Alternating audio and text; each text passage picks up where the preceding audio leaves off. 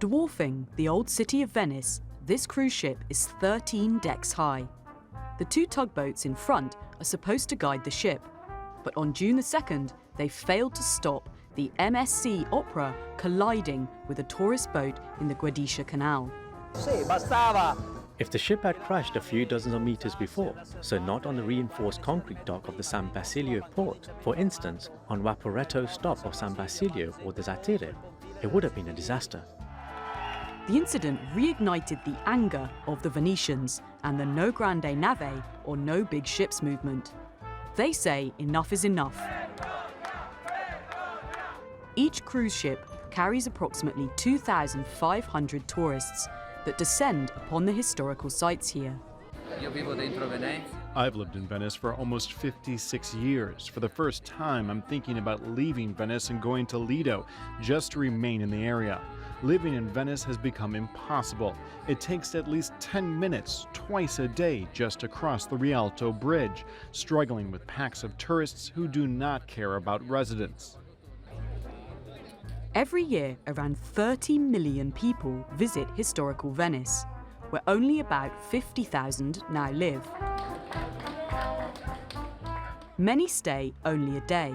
They see the sights and don't spend much money, but they leave behind rubbish and contribute to erosion, which leads to flooding. The current situation is that 70% of tourists who visit Venice do not sleep here. They come during the day and contribute just 30% to the city's tourism turnover. They cost the city more than they bring in, so it's right that they should reimburse the city in some way. A proposed law would charge people that visit for just a day a new admission of about $3. The Venice municipality also hand out fines to people for picnicking at certain sites. This couple paid more than $1,000 for making their own coffee at the bottom of the Rialto Bridge.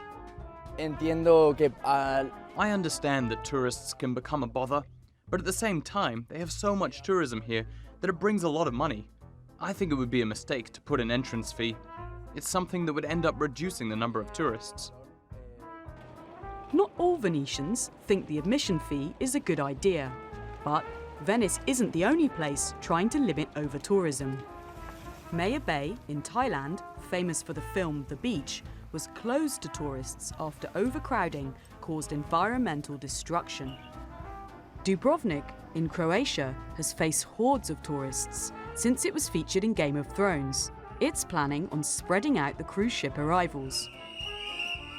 And after protests in Barcelona, the municipality cracked down on Airbnb and illegal rentals. But the crowds keep coming.